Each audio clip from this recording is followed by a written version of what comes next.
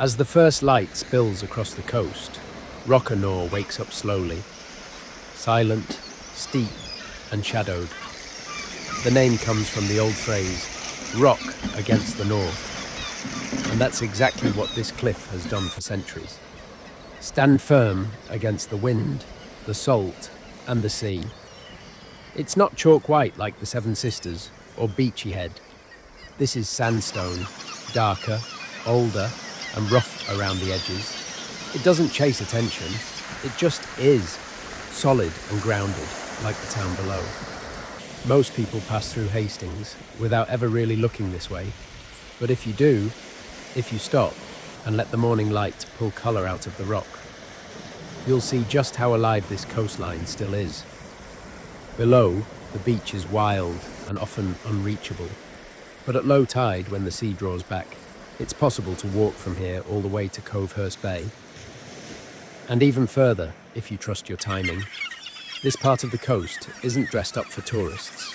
It's raw, quiet, and easily missed. But sometimes that's where the real beauty hides.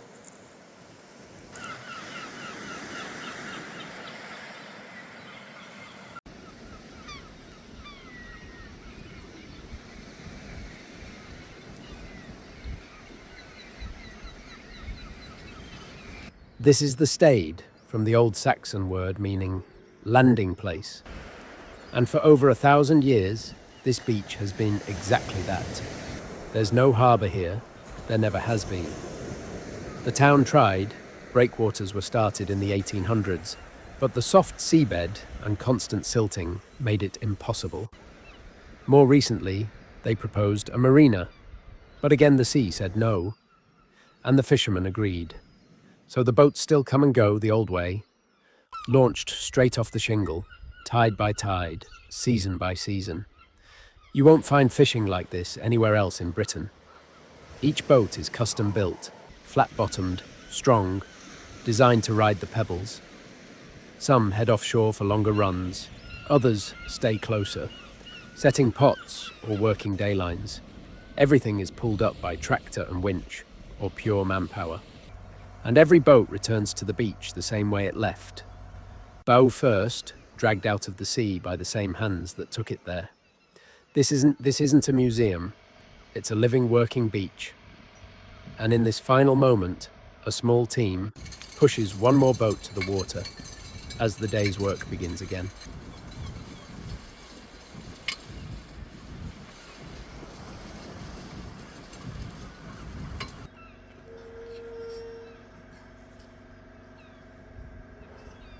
These black towers behind the boats, they're called net shops. Tall, narrow, and tarred to the bone.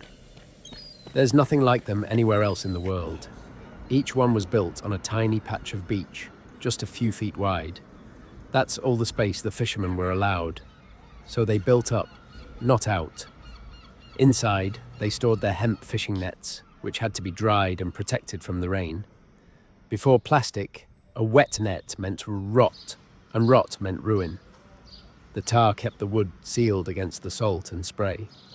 Some are 3, even 4 stories high, more vertical than most houses. Not built for comfort, built for survival. They've stood here for over 150 years, watching the tides, the storms, and the changes in the town behind them. And somehow, they're still standing. From up here on East Hill, the whole town stretches west. Rooftops of the old town below, the pier reaching out, and on a clear day, even Beachy Head glinting on the horizon. A coastline shaped by time and still unfolding. As the sun climbs, the beach begins to stir. Fishermen preparing lines, gulls circling for scraps, a few early swimmers braving the tide. It's always been this way, a place where land and sea meet, work, habit, and rhythm. Rock-a-Nore isn't polished, it's a working shoreline, weathered, proud, and still alive with purpose. For over 1,000 years, people have launched boats from this shingle. They've built net shops, hauled in catches, raised families, and watch the tides shift day after day.